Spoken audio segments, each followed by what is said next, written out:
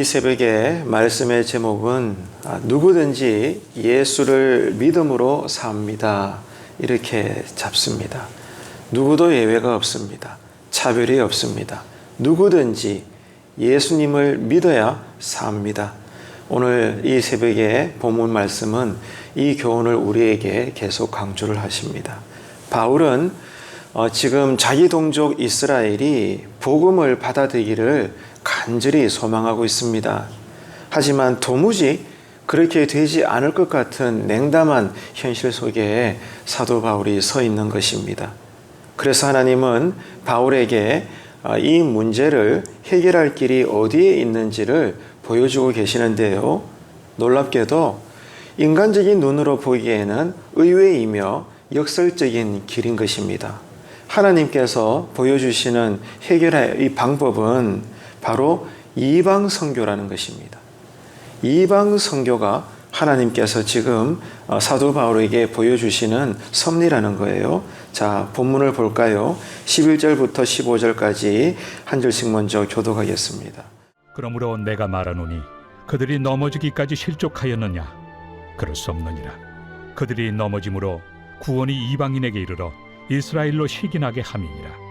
그들의 넘어짐이 세상의 풍성함이 되며 그들의 실패가 이방인의 풍성함이 되거든 하물며 그들의 충만함이리요. 내가 이방인인 너희에게 말하노라. 내가 이방인의 사도인 만큼 내 직분을 영광스럽게 여기노니 이는 혹 내 고륙을 나무쪼록 시기하게 하여 그들 중에서 얼마를 구원하려 함이라. 그들을 버리는 것이 세상의 화목이 되거든 그 받아들이는 것이 죽은 자 가운데서 살아나는 것이 아니면 무엇이리요. 자, 사도 바울은 당시에 어느 지역에 들어가든지 간에 그 지역의 도시에 들어가게 되면 언제나 유대인들이 세워놓은 회당에 들어갔습니다. 왜냐하면 복음을 전하기 위해서죠. 하지만 결과는 늘 참담했습니다. 복음을 전하려고 유대인의 회당에 들어가 자기들의 동족을 향했지만 동족 유대인들은 언제나 예수님의 복음을 배척을 했습니다. 그런데 놀랍게도 그 결과로 이방인들이 복음을 받아들이는 거예요. 유대인들이 복음을 받아들여서 그 자리에 서 있어야 될 공간에 유대인들이 복음을 배척하고 이 자리에 채워지지 않으니까 하나님께서는 그 빈자리에 이방인들로 채우더라 이겁니다. 이방인들로 복음을 받아들이게 해서 하나님의 백성이 되게 하시는 거예요. 이게 정말 충격적인 사실입니다. 그러니까 오늘 본문에도 언급이 되어 있듯이 이스라엘의 넘어짐으로 말미암아 구원이 이방인에게로 흘러간 겁니다. 이게 하나님의 방법인 겁니다. 하지만 인간의 관점에서 볼 때는 사도 바울의 이 눈으로 볼 때는 이게 기이한 것이고 역설적인 하나님의 섭리라는 것이죠. 그런데 바울은 이런 유대인들의 실패로 이방인들이 구원을 받았듯이 또한 이방인들이 하나님의 백성이 된 것을 유대인들이 시기나게 함으로 인해서 결국에는 유대인들도 예수 복음을 받아들여서 구원받게 하실 것임을 사도 바울은 기대하고 있더라 이겁니다. 또 그런 만큼 하나님의 섭리인 것이죠. 그렇게 하시겠다는 겁니다.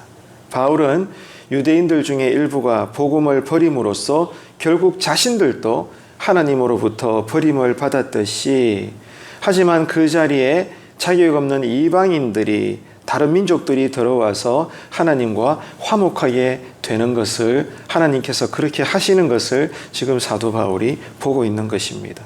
그리고 그런 것처럼 하나님이 이후에 이제 버려버린 유대인들을 다시 받아들이시게 되면 그게 어떤 모습이라는 거예요? 마치 그것은 죽은 자가 다시 살아난 것과 같은 은혜를 유대인들이 경험하게 되는 것이다. 그래서 바울은 장차 이 일을 기대하고 있다고, 하나님께서 이 일을 하실 것임을 신뢰하고 지금 끝까지 소망 가운데 이 하나님의 행하실 일을 바라보고 있는 것입니다. 자, 중요한 것은 이겁니다. 그렇게 되게 되면 어떤 일이 일어나게 되는 거죠? 결과적으로 유대인이냐 이방인이냐 이 구분은 사라지게 되고 모두가 다 하나님의 백성이 되는 것입니다. 원래는 유대인들이 복음을 먼저 받아들여야 되는데 유대인들이 복음을 배척하고 자신들이 서 있어야 될 자리를 비워버리게 되니까 하나님은 자격 없는 이방인들을 구원받을 자리에 세우시고 저들로 예수를 믿어 구원받아 하나님의 백성이 되게 했고, 이런 모습을 유대인들이 뒤에서 보니까 시기 질투가 나는 거예요. 하나님이 그렇게 하시는 거죠. 그래서 나중에는 결국 유대인들도 예수님을 믿게 함으로 말미암아 구원받게 하셔서 이제는 그날에 유대인과 이방인들의 구분이 없이 모두가 다 예수 믿는 사람들은 하나님의 백성이 되는 거룩한 교회가 되더라 이 말입니다. 하나님이 그렇게 일을 하신다는 거예요. 그래서 바울은 그 일을 지금 꿈꾸고 있다 이 말입니다. 그 소망을 가지고 아무리 지금 동족들로부터 배척을 당하고 있지만 포기하지 않고 끝까지 하나님이 이 일을 하실 거니까 자신도 꿈을 가지고 복음을 전하더라 이거예요. 이게 지금 오늘 우리가 읽고 있는 로마서의 본문의 이야기인 것입니다. 그러니까 여러분, 중요한 것은 뿌리가 중요하다는 거예요. 뿌리에 중요함이 있다는 겁니다. 자, 이어서 읽어볼까요? 16절로부터 21절까지 교독합니다. 제사는 처음 익은 곡식가루가 거룩한즉 떡덩이도 그러하고 뿌리가 거룩한즉 가지도 그러하니라. 또한 가지 얼마가 꺾이었는데 돌 감람나무인 내가 그들 중에 접붙임이 되어 참 감람나무 뿌리의 진액을 함께 받는 자가 되었은즉 그 가지들을 향하여 자랑하지 말라. 자랑할지라도 내가 뿌리를 보존하는 것이 아니요 뿌리가 너를 보존하는 것이니라. 그러면 내 말이 가지들이 꺾인 것은 나로 접붙임을 받게 하려 함이라 하리니 옳도다. 그들은 믿지 아니함으로 꺾이고 너는 믿음으로 섰느니라. 높은 마음을 품지 말고 도리어 두려워하라. 하나님이 원 가지들도 아끼지 아니하셨은즉 너도 아끼지 아니하시리라. 자, 이제 중요한 것은 유대인이냐 이방인이냐 이게 아니라 누구든지 이겁니다. 누구든지 예수 그리스도의 복음을 받아들였느냐 받아들이지 않았느냐 여기에 있다는 겁니다. 바울은 이 사실을 어떻게 비유하고 있습니까? 처음 익은 곡식과 또 감람나무 비유로 이 진리를 설명하고 있는 거예요. 그러니까 첫 수확물이 제사로 드려지게 되면 어떻다는 거예요? 나머지 곡식들도 모두 하나님께 드려진 것과 똑같다라는 거예요. 그래서 나머지 곡식으로 떡을 만들고 빵을 만들었을 때 그 빵까지도 하나님께 드려진 것과 똑같이 하나님이 여기시겠다는 거예요. 뭐가? 첫 수확물을 하나님께 드렸기 때문에. 마치 이것은 우리 구원받은 자가 인생의 주인이 하나님이신 줄 알고 많든지 적든지 우리가 땀 흘려 거둔 수확물 가운데 한 달에 매번 11조를 주님께 드리잖아요. 그럴 때 하나님께서는 우리는 10분의 1만 드렸지만 하나님은 나머지 10분의 9도 다 받아주신 것으로 여기지 않습니까? 바로 이건 거예요. 그래서 첫 수확물이 제사로 드려지면 나머지 곡식들도 그 곡식으로 일군 음식들도 하나님께 드려진 것과 다름이 없다. 이게 첫 번째 비유로서 설명이고, 두 번째는 돌 감람나무 가지일지라도 이것이 어떻게 됩니까? 참 감람나무에 접붙임이 되어 있으면 이 가지는 원가지와 다른 가지 구분되겠지만 중요한 것은 뭐예요? 뿌리가 같다는 거예요. 원 참감람나무 뿌리에 주변 별 볼일 없는 다른 나뭇가지가 접붙임되어 있으면 참감람나무와 똑같다는 겁니다. 이렇게 지금 하나님이 구원을 설명하고 계시는 거예요. 그러니까 첫 곡식이다, 뿌리다, 이게 이제 중요한 것인데 이게 누구냐 이거죠. 바로 예수 그리스도입니다. 예수 그리스도. 그분을 상징하는 거예요. 그러니까 예수님이 우리 때문에 죄도 없고 죄를 짓지도 않으셨지만 십자가에 달리셔서 예수님이 우리 때문에 예수님 자신이 하나님께 드려졌잖아요. 그죠? 그래서 누구든지 예수님을 믿는 자는 예수님이 자신의 몸이 하나님께 드려질 때 우리도 예수님과 함께 하나님께 드려졌다 그 말입니다. 이게 지금 바울의 설명인 거예요. 또 그런 만큼 예수를 믿는 우리가 예수님과 함께 붙어있기 때문에 우리는 죄인이지만 예수님 때문에 하나님께서는 이제는 우리를 거룩한 백성으로 본다 이 말입니다. 그러니까 첫 수확물로서의 예수, 참 감람나무 뿌리로서의 예수 이 말입니다. 그래서 누구든지 간에 어떤 비천한 자일지라도 누구든지 한번 따라합시다. 누구든지 예수님을 믿는 자는 사는 줄로 믿으시기를 축원합니다. 이게 오늘 또 이 로마서를 지나가고 있는 구원의 핵심의 설명이다 그 말이에요. 자, 그래서 바울은 이렇게 외칩니다. 강조하는 거죠. 누구든지 간에 믿는다 말은 하지만 정작 이 믿음을 온전히 지키지 못하면 유대인들이란 말하는 자신의 동족들도 하나님으로부터 꺾여 나갔는데 그렇게 되는 것처럼 예수를 믿어 구원받은 이방인 그리스도인이라 할지라도 이후에 그 믿음을 온전히 지키지 못하면 어떻게 한다는 겁니까? 하나님께서 유대인도 버리시는 판에 이방인들 못 버리시겠냐. 정신 차리라 이 말입니다. 그래서 날마다 우리는 받은 구원을 이루어 가는 거예요. 우리가 처음에 예수를 믿을 때 구원받잖아요. 그 구원은 완전합니다. 아멘이시죠? 완전합니다. 부족하지 않아요. 99.9%로 첫 구원을 받는 게 아닙니다. 우리가 옛날에 예수를 믿어 구원받았다는 것은 그때 100% 완전히 구원받은 것입니다. 여러분 이 사실을 이해하셔야 돼요. 그런데 그 완전한 구원이 완성되는 것은 주님 재림하시는 그날이다 그 말입니다. 완전한 구원을 우리가 받았는데 이 구원이 완전히 이루어지는 것은 주님 재림하시는 그날이다 이 말이에요. 그래서 우리는 이미와 아직 이 중간에서 지금 우리가 살고 있다 이 말이에요. 그래서 믿음을 지키는 것이 성령 충만으로 우리가 가능하다 이 말이죠. 이해가 되시죠? 이 분명한 구원의 복음의 진리를 지금 사도 바울이 유대인들이나 이방인들에게 잘 설명을 하고 있는 것입니다. 그러니까 중요한 것은 우리의 신분도 아니고 행위도 아니고 조건이 아니라 오직 예수님만이 구원의 길이다. 오늘 또 우리는 예수님을 믿음으로 산다. 예수님 안에서 산다. 예수님과 함께 산다. 아멘이십니까? 그런 믿음이 있기 때문에 이 새벽에도 우리가 나온 거잖아요. 이 제단에 엎드린 거잖아요. 기도할 때도 예수님의 이름으로 기도하고 어떤 일을 할지라도 주님의 이름으로 우리가 감당하지 않습니까? 누구든지 간에 예수 이름으로 주님 안에서 주님과 붙어 있어야 예수님 때문에 뿌리가 되시는 예수님 때문에 첫 수확이 되시는 예수님 때문에 우리도 함께 하나님께 드려지고 하나님의 백성이 되고 하나님의 자녀가 되는 것입니다. 우리가 거룩한 것이 아니라 우리를 붙잡고 계시는 예수님만이 거룩하시기 때문이죠. 그래서 우리는 자랑할 것이 없습니다. 예수님 때문에 기뻐하고 예수님이 아파하시면 나는 슬퍼하고 그런 것이죠. 그래서 오늘 또 이 새벽에 기도할 때 우리의 영안이 크게 열려지게 되기를 축복합니다. 왜 영안이 열려야 돼요? 예수님을 봐야 되니까.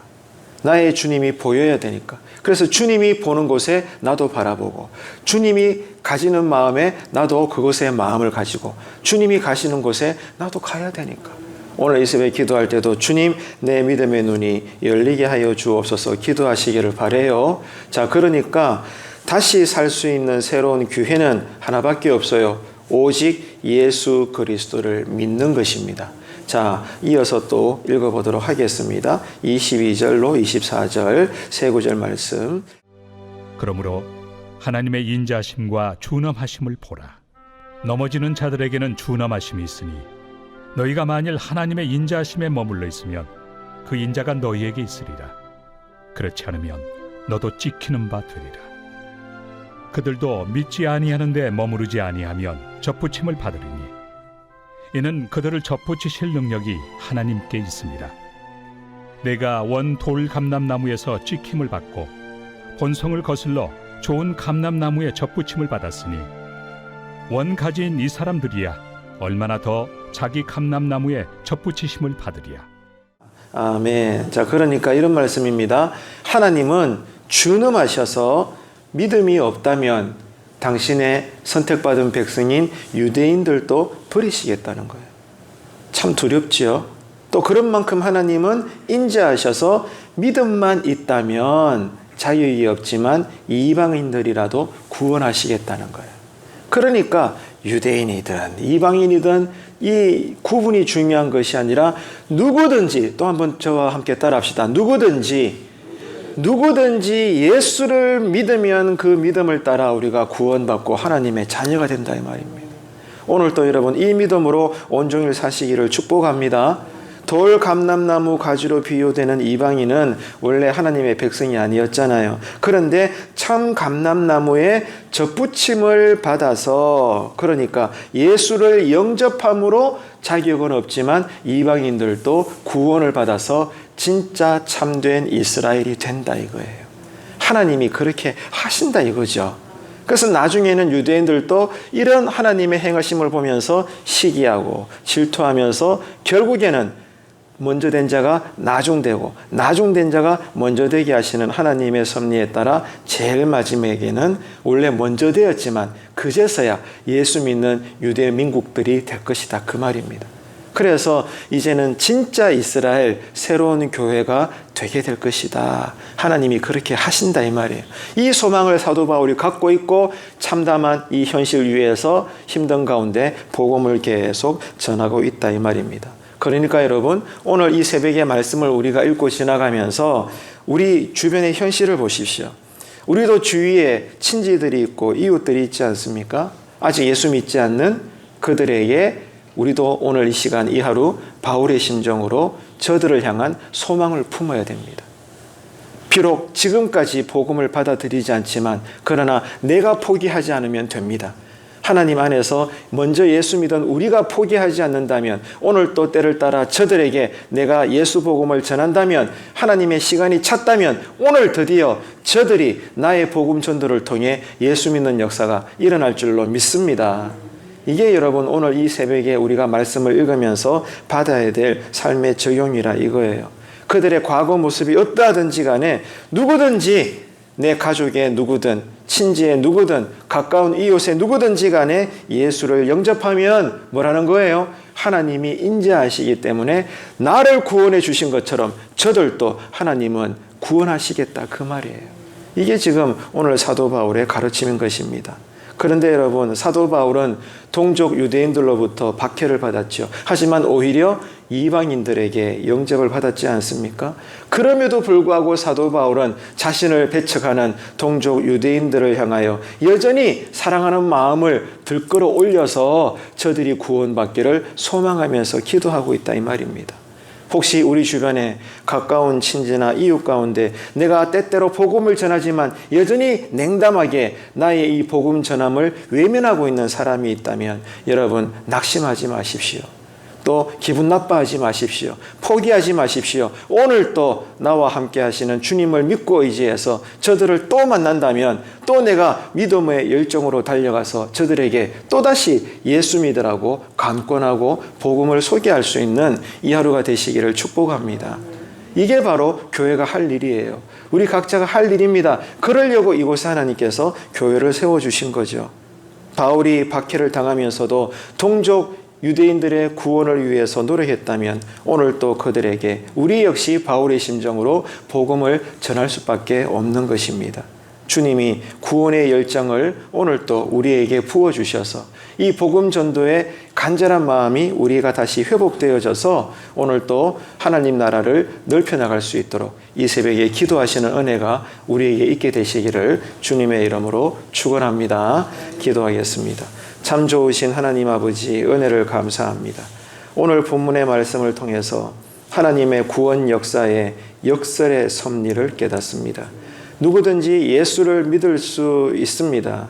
누구에게라도 예수를 전해야 합니다. 이 사명이 오늘 또 우리에게 주어져 있으니 우리에게 구령의 열정을 주셔서 만나는 모든 사람들에게 담대하게 복음을 전하게 하여 주옵소서. 무엇보다 내 가정 식구 중에 아직 거듭나지 못하는 자가 있다면 오늘 또 부모, 자녀, 형제로서 눈물로 간절히 기도하는 이 새벽 제단 되게 하여 주옵소서. 예수님의 이름으로 기도합니다. 아멘.